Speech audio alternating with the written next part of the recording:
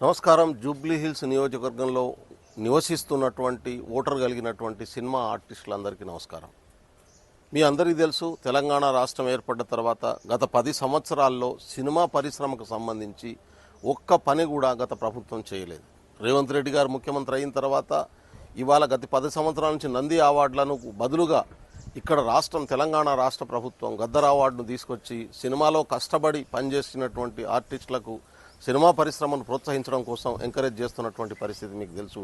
గద్దర్ అవార్డును రంగవంగ వైభవంగా ప్రకటించి దాన్ని అమలు చేస్తున్నటువంటి తీరును కూడా మీరు చూస్తూ ఉన్నారు. అదేవిధంగా సినిమా పరిశ్రమలో పనిచేస్తున్నటువంటి కార్మికుల కోసం ఒక ప్రత్యేకంగా నిధిని ఏర్పాటు చేసి అభివృద్ధి కోసం ఆదుకోవడం కోసం కూడా ఈ ఎన్నికల్లో గౌరవ ముఖ్యమంత్రి రేవంత్ రెడ్డి గారు ప్రకటించినటువంటి విషయం కూడా మీకు తెలుసు. గత ప్రభుత్వం సినిమా ఆర్టిస్టుల ఫోన్లను ట్యాపులు చేసి ఒక్కొక్కలను హరాజ్ చేసి వాళ్ళకు ఎన్ని రకాల చిత్రహింసలకు గురి చేసిందో మీ అందరూ చూశారు. పెద్ద హీరోల నుంచి చిన్న హీరోల వరకు చాలామంది జీవితాలను విచ్ఛిన్నం చేసినటువంటి ప్రభుత్వం గత ప్రభుత్వం. లొంగదీసుకోవడం కోసం కూడా చాలామంది మీద వాళ్ళ ఫోన్లను ట్యాప్ చేసి ఎట్లా హరాజ్ చేసిరు అనేటటువంటి విషయాన్ని మీరు చూశారు. నాకంటే ఎక్కువ నేను వాళ్ళ పేర్లు చెప్పదలుచుకోలేదు, ఎందుకంటే బాగుండదు కూడా, సంస్కారం కాదు కూడా.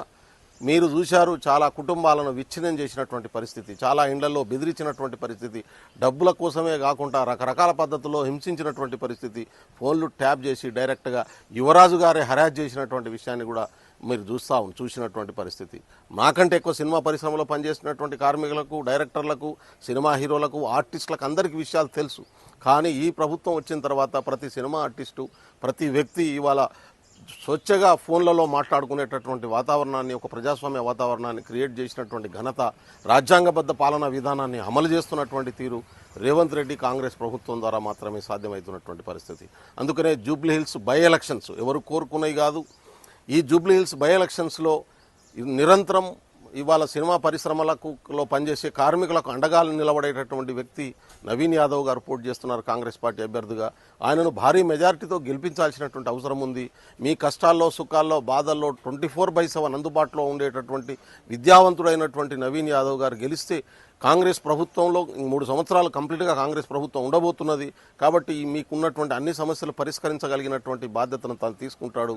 తనను మీరందరూ అండగా నిలబడి గెలిపించాలని చెప్పి కోరుతా ఉన్నాను. నమస్కారం.